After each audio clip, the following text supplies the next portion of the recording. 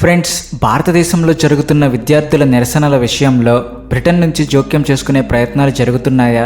ఈ అంశంపై నడుస్తున్న అంతర్జాతీయ ప్రచారంలో భారతదేశానికి సంబంధించిన ఏ అంశాలు వెలుగులోకి వస్తున్నాయి? అసలు ఈ మొత్తం వ్యవహారం ఏమిటి? పూర్తి వివరాలను ఈ వీడియోలో తెలుసుకుందాం. అలాగే భారత ప్రభుత్వం యుక్రెయిన్ రాయబారిని అత్యవసరంగా ఎందుకు పిలిపించి మాట్లాడింది? ఆ సమావేశానికి కారణం ఏమిటి?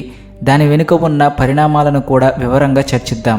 ఇంకా మాల్దీవుల అధ్యక్షుడు మహ్మద్ ముయిజ్జు భారతదేశం పాకిస్తాన్ మధ్య మధ్యవర్తిత్వం చేయడానికి చేసిన ప్రతిపాదన ఏమిటి? ఆ ప్రకటనకు దౌత్యపరంగా ఎంత ప్రాధాన్యం ఉంది? భారతదేశంపై దాని ప్రభావం ఎలా ఉండొచ్చో కూడా విశ్లేషిద్దాం. ఇవే కాదు, ఇంకా చాలా ముఖ్యమైన వార్తలు వస్తున్నాయి. కాబట్టి ఈ పూర్తి సమాచారం కోసం ఈ వీడియోని చివరి వరకు తప్పకుండా చూడండి.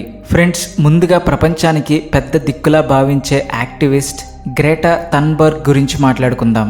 ఎందుకంటే ఈ మేడం మరోసారి మోడీ ప్రభుత్వాన్ని పడగొట్టడానికి ప్రధానమంత్రి మోడీ రాజీనామా చేయాలని డిమాండ్ చేయడానికి భారత విద్యార్థుల నిరసనల పేరుతో ముందుకు వచ్చారు. సో వార్తల ప్రకారం బ్రిటన్లో భారత సంతతికి చెందిన విద్యార్థులు నిర్వహించిన ఒక విద్యార్థి ర్యాలీలో ప్రముఖ యాక్టివిస్ట్ గ్రేటా థన్బర్గ్ పాల్గొన్నారు. దీనికి సంబంధించిన సమాచారం కోసం స్క్రీన్ పైన ఆర్టికల్ స్క్రీన్ షాట్ ఉంది, ఒకసారి చూడండి. ఫ్రెండ్స్, అసలు విషయం ఏమిటి అంటే భారతదేశంలోని కమ్యూనిస్ట్ పార్టీ విద్యార్థి విభాగమైన స్టూడెంట్స్ ఫెడరేషన్ ఆఫ్ ఇండియాకి చెందిన కొందరు విద్యార్థులు ఉన్నత చదువుల కోసం బ్రిటన్ వెళ్ళారు. వారు అక్కడ మోడీ ప్రభుత్వం మరియు పేపర్ లీక్లకు వ్యతిరేకంగా విద్యార్థుల సమస్యలను లేవనెత్తే నెపంతో ఒక నిరసనను ఏర్పాటు చేశారు. ఇందులో కాక్రోచ్ జనతా పార్టీని సపోర్ట్ చేస్తున్నారు. ఈ నిరసనలోనే కమ్యూనిస్ట్ పార్టీ విద్యార్థి విభాగం గ్రేటా థన్బర్గ్ను ఆహ్వానించింది. ఆమె ఇక్కడికి వచ్చి భారత ప్రభుత్వానికి వ్యతిరేకంగా జరిగిన ఈ ర్యాలీలో పాల్గొన్నారు. అంతేకాకుండా ఒక ప్రకటన కూడా ఇచ్చారు. ఆ ప్రకటనలో గ్రేటా థన్బర్గ్ ఇలా అన్నారు: భారతీయ విద్యార్థులు మనందరినీ గర్వపడేలా చేశారు. భారతీయ విద్యార్థుల పట్ల మాకు ఎంతో గర్వంగా ఉంది. వారు మనకు ఒక ఆశను ఇచ్చారు. ప్రజలు ఒకటై కలిసి నిలబడినప్పుడు ఎంతటి శక్తి పుడుతుందో వారు చూపించారు. ఈ ఉద్యమం మనందరి శక్తికి అసలైన అర్థాన్ని చూపిస్తుంది. ప్రజల నిజమైన శక్తి ఏంటో దీని ద్వారా తెలుస్తుంది. న్యాయం కోసం, ప్రజాస్వామ్యం మరియు స్వేచ్ఛ కోసం భారతీయ విద్యార్థులు చేసిన పోరాటం కేవలం వారిది మాత్రమే కాదు, అది మనందరి పోరాటం. అందుకే ప్రపంచవ్యాప్తంగా ఉన్న ప్రజలు భారతీయ విద్యార్థులకు మద్దతుగా నిలవాలి అని ఆమె మాట్లాడారు. అయితే గ్రేటా థన్బర్గ్ భారతదేశ వ్యవహారాల్లో జోక్యం చేసుకోవడం ఇది మొదటిసారేమీ కాదు. దీనికంటే ముందు 2022లో భారత రైతు ఆందోళనల సమయంలో ఆమె మోడీ ప్రభుత్వానికి వ్యతిరేకంగా గళం విప్పారు. ఈసారి కూడా ఆమె ఒక టూల్ కిట్లో భాగంగా మారుతున్నారు. దీంతోపాటు మనం ఇక్కడ కమ్యూనిస్ట్ పార్టీ లెఫ్ట్ వింగ్ విద్యార్థి సంస్థ అయిన స్టూడెంట్స్ ఫెడరేషన్ ఆఫ్ ఇండియా గురించి కూడా మాట్లాడాలి. ఎందుకంటే మొదట వారు తమ పేరును communist students federation of India అని మార్చుకోవాలి. ఎందుకంటే వారు స్టూడెంట్స్ ఫెడరేషన్ ఆఫ్ ఇండియా అనే పేరుతో విదేశీ గడ్డపై నిరసనలు చేసినప్పుడు అక్కడి ప్రజలకు వీరి అసలు స్వరూపం, వీరి భావజాలం ఏంటో అర్థం కాదు. వారు భారతదేశానికి చెందిన ఏదో ఒక పొలిటికల్ లేని సాధారణ విద్యార్థుల సంఘం అని అక్కడ భావిస్తారు. ఇక రెండో పాయింట్ ఏమిటి అంటే ఈ నిరసనను బ్రిటన్ వరకు తీసుకెళ్లాల్సిన అవసరం ఏమొచ్చింది? భారతదేశంలో నీటి విద్యార్థుల నిరసనలు పూర్తిగా ముగిసిపోయాయి. ప్రభుత్వం కొత్త చట్టాన్ని తెస్తుంది. పరిస్థితులు కూడా ప్రశాంతంగా మారిపోయాయి. సో అలాంటప్పుడు బ్రిటన్లో ఈ నిరసనలు చేసి భారతదేశంలో అత్యవసర పరిస్థితి ఉందనేలా, విద్యార్థులను వేధిస్తున్నారనేలా ఎందుకు చిత్రీకరించడానికి ప్రయత్నిస్తున్నారు అనే విషయం తప్పకుండా కామెంట్ చేయండి. సో ఇప్పుడు తర్వాతి అప్డేట్ భారతదేశం మరియు యుక్రెయిన్లకు సంబంధించి వస్తుంది. ఈ సమాచారం కోసం స్క్రీన్ పైన ఆర్టికల్ స్క్రీన్ షాట్ ఉంది. ఫ్రెండ్స్, నల్ల సముద్రంలో ఎంవి ఓమర్ఫీ అనే కమర్షియల్ షిప్పుపై యుక్రెయిన్ దాడి చేసింది. ఈ నౌకలో 4 భారతీయులు ఉన్నారు. ఈ దాడిలో ఒక భారతీయుడు ప్రాణాలు కోల్పోగా మిగిలిన వారు సురక్షితంగా ఉన్నారు. సో దీని కారణంగా ఈరోజు భారత విదేశాంగ మంత్రిత్వ శాఖ భారతదేశంలోని యుక్రెయిన్ రాయబారి డాక్టర్ అలెగ్జాండర్ పోల్చుక్ను పిలిపించి మాట్లాడారు. భారతీయ సిబ్బంది మరియు నావికులపై జరిగిన దాడి పట్ల తీవ్ర అసంతృప్తిని వ్యక్తం చేసింది. అంతేకాదు, భారత విదేశాంగ శాఖ ఒక నోటిఫికేషన్ కూడా విడుదల చేసింది. అందులో తాము యుక్రెయిన్ రాయబారి వద్ద తీవ్ర నిరసన నమోదు చేశామని, పౌర సిబ్బంది ప్రాణాలకు ప్రమాదం కలగకుండా చూడాలని చెప్పినట్లు తెలిపారు. అయితే దీనిపై యుక్రెయిన్ ప్రభుత్వం కూడా ఒక ప్రకటన విడుదల చేసింది. భారతీయ పౌరుడు మరణించడం పట్ల మేము విచారం వ్యక్తం చేస్తున్నాము. అయితే ఈ యుద్ధానికి పరిస్థితులకు కారణం రష్యానే అని నిందించింది. అయితే ఈ విషయాల ఆధారంగా నా వైపు నుండి మీకు ఒక సలహా ఇవ్వాలనుకుంటున్నాను. మీ చుట్టుపక్కల లేదా మీ కుటుంబ సభ్యులు, స్నేహితులు ఎవరైనా షిప్పింగ్ పరిశ్రమలో లేదా మర్చెంట్ నేవీలో పనిచేస్తుంటే వారికి ఒక విషయం చెప్పండి. వీలైతే గట్టిగా అర్థమయ్యేలా చెప్పండి. రెడ్ సీ, బ్లాక్ సీ ప్రాంతాలకు వెళ్ళడం తగ్గించుకోమని చెప్పండి. ఎందుకంటే భారత ప్రభుత్వం కేవలం రాయబారులను పిలిపించి తీవ్ర నిరసన తెలిపే ప్రకటనలు ఇవ్వడం తప్ప ప్రస్తుతానికి ఇంకేమీ చేసే పరిస్థితి కనిపించడం లేదు. ఏదైనా ప్రమాదం జరిగితే ఆ తర్వాత వారి కుటుంబాలే తీవ్రంగా నష్టపోతాయి. కాబట్టి మీకు తెలిసిన వారు ఎవరైనా మర్చెంట్ నేవీలో పనిచేస్తుంటే వారికి అర్థమయ్యేలా చెప్పండి. నెక్స్ట్ అప్డేట్ భారతదేశం మరియు మాల్దీవులకు సంబంధించింది వస్తుంది. దీని గురించి స్క్రీన్ పైన ఆర్టికల్ స్క్రీన్ షాట్ ఉంది. ఫ్రెండ్స్, బంగ్లాదేశ్ తర్వాత ఇప్పుడు మాల్దీవుల అధ్యక్షుడు మహమ్మద్ ముయిజ్జు కూడా సార్క్ కూటమిని మళ్ళీ పునరుద్ధరించాలని భారతదేశాన్ని కోరారు.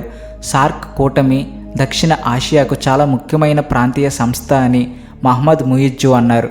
ఈ ప్రాంతంలో శాంతి, స్థిరత్వం మరియు పరస్పర సహకారం కోసం దీనిని మళ్ళీ యాక్టివ్ చేయడం చాలా అవసరమని చెప్పారు. సార్క్ సభ్యదేశాలు తమ విభేదాలను పక్కన పెట్టి మళ్ళీ చర్చల్లో పాల్గొనడానికి ముందుకు రావాలని విజ్ఞప్తి చేశారు. ప్రాంతీయ అభివృద్ధి, శాంతికి ప్రాధాన్యత ఇవ్వాలని కోరారు. ఈ ప్రక్రియలో ఏమైనా సమస్యలు వస్తే మాల్దీవులు మధ్యవర్తిత్వం వహించడానికి సిద్ధంగా ఉందని చెప్పారు.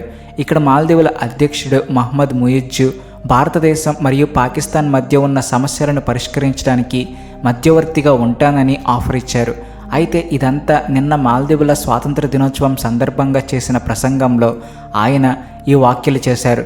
ముందు బంగ్లాదేశ్, తర్వాత నేపాల్, ఇప్పుడు మాల్దీవులు. ఈ దేశాలన్నీ సార్క్ కూటమిని మళ్ళీ ప్రారంభించాలని భారతదేశాన్ని కోరుతున్నాయి. అయితే భారత ప్రభుత్వం దీనికి సుముఖంగా లేదు.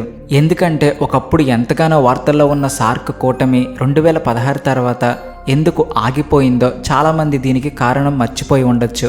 అసలు ఏం జరిగిందంటే 2016 సెప్టెంబర్ నెలలో ఉరి ఉగ్రదాడి జరిగింది. ఇందులో మన చాలామంది సైనికులు వీరమరణం పొందారు. సో ఆ సంవత్సరం సార్క్ సమావేశాన్ని నిర్వహించాల్సింది పాకిస్తాన్. ఉరి దాడి జరిగిన 2 నెలలకు అంటే నవంబర్లో పాకిస్తాన్లో ఈ సమావేశం జరగాల్సి ఉంది. సభ్య దేశాల ప్రధానులు, అధ్యక్షులు అక్కడికి వెళ్లాల్సి ఉంది. కానీ ఉరి దాడి తర్వాత సరిహద్దు ఉగ్రవాదాన్ని నిరసిస్తూ భారతదేశం సార్క్ సమావేశాన్ని బహిష్కరించింది. భారతదేశం తప్పుకోవడంతో బంగ్లాదేశ్, ఆఫ్ఘనిస్తాన్, భూటాన్ కూడా వెనక్కి తగ్గాయి. దీంతో పాకిస్తాన్ ఆ సమావేశాన్ని నిర్వహించలేకపోయింది. ఆ రోజు నుండి నేటి వరకు భారతదేశం సార్క్ గురించి మళ్ళీ మాట్లాడలేదు. దానిని పునరుద్ధరించాలని ఆలోచించలేదు. ఎందుకంటే పాకిస్తాన్ ఇప్పటికీ సరిహద్దు ఉగ్రవాదాన్ని ఆపలేదు. అయితే మిగిలిన దేశాలతో సహకారం తగ్గకూడదని భారతదేశం తెలివిగా బిమ్స్టెక్ను ప్రోత్సహించడం ప్రారంభించింది. ఇందులో పాకిస్తాన్ లేదు, కానీ మిగిలిన చాలా సార్క్ దేశాలు ఉన్నాయి. అయినప్పటికీ బంగ్లాదేశ్, మాల్దీవులు వంటి దేశాలు పాకిస్తాన్ లేకుండా ఉండలేకపోతున్నాయి. అందుకే మళ్ళీ సార్క్ను ప్రారంభించాలని అడుగుతున్నాయి. మాల్దీవుల అధ్యక్షుడు ఇచ్చిన ఈ ఆఫర్పై భారత ప్రభుత్వం ఎలా స్పందిస్తుందో చూడాలి. విదేశాంగ శాఖ స్పందించగానే మేము మీకు తెలియజేస్తాము. ఇక తరువాతి అప్డేట్ పాకిస్తాన్ నుండి వస్తుంది. ఫ్రెండ్స్, నిన్న కార్గిల్ విజయ్ దివస్ సందర్భంగా Indian army chief general Dhiraj Seth వీరమరణం పొందిన సైనికులకు నివాళులు అర్పించడానికి కార్గిల్ వార్ మెమోరియల్కు వెళ్లారు. అక్కడ ఇండియన్ ఆర్మీ చీఫ్ తన కారు నుండి కిందకు దిగిన వీడియో ఇప్పుడు పాకిస్తాన్లో విపరీతంగా వైరల్ అవుతుంది. ఆ వీడియో వైరల్ కావడానికి కారణం ఆర్మీ చీఫ్ వాడిన మారుతి సుజుకి కారు. అవును, ఇండియన్ ఆర్మీ చీఫ్ సాధారణ తెల్లటి సుజుకి కారులో రావడం చూసి పాకిస్తాన్లో ఒక పెద్ద చర్చ మొదలైంది. పాకిస్తాన్ ఆర్మీ జనరల్స్ చివరికి వారి పిల్లల దగ్గర కూడా దీనికంటే పెద్ద విలాసవంతమైన కార్లు ఉంటాయని అక్కడ మాట్లాడుకుంటున్నారు. Pakistan generals BMW, Mercedes, Range Rover వంటి కార్లలో తప్ప కిందకు దిగరు. కానీ ప్రపంచంలోనే 5వ అతిపెద్ద ఆర్థిక వ్యవస్థ ఉన్న భారతదేశపు ఆర్మీ చీఫ్ ఎంతటి సరళత్వంతో సుజుకి కారును వాడుతున్నారో అని చర్చించుకుంటున్నారు. అయితే ఈ వీడియో చూసిన తర్వాత పాకిస్తాన్ ప్రజలే స్వయంగా ఇండియన్ ఆర్మీ యొక్క నిజాయితీని, పాకిస్తాన్ ఆర్మీ యొక్క అవినీతిని ఎత్తి చూపుతున్నారు. మిగిలిన విషయాన్ని మన ఆఫ్ఘనిస్తాన్ సోదరులు పాకిస్తాన్ను ప్రశ్నిస్తూ పూర్తి చేస్తున్నారు. అయితే గమనించాల్సిన విషయం ఏమిటి అంటే ఈ అంశాన్ని పాకిస్తాన్ ప్రజలే స్వయంగా లేవనెత్తుతున్నారు. ఇందులో భారతదేశం జోక్యం ఏమీ లేదు. సోషల్ మీడియాలో ఈ క్లిప్స్ వైరల్ అవుతున్నాయి. సో నెక్స్ట్ అప్డేట్ భారతదేశ ఫారెక్స్ రిజర్వులకు సంబంధించింది వస్తుంది. ఫ్రెండ్స్, గడిచిన వారంలో భారతదేశ ఫారెక్స్ రిజర్వులు $1 బిలియన్ పెరిగాయని రిజర్వ్ బ్యాంక్ ఆఫ్ ఇండియా తెలిపింది. దీంతో ప్రస్తుతం భారతదేశం మొత్తం ఫారెక్స్ రిజర్వులు $676 బిలియన్ చేరుకున్నాయి. అలాగే ఇక రూపాయి విషయానికి వస్తే ఈరోజు ఒక US డాలర్కు సరిసమానంగా భారత రూపాయి 95.94 వద్ద ట్రేడ్ అవుతుంది. సో వీటిని చూసిన తర్వాత మన ఆర్థిక మంత్రి నిర్మలా సీతారామన్ గారి పనితీరుపై మీ అభిప్రాయం ఏమిటి? ఆర్థిక మంత్రిగా ఆమె పనితీరు పట్ల మీరు సంతృప్తిగా ఉన్నారా?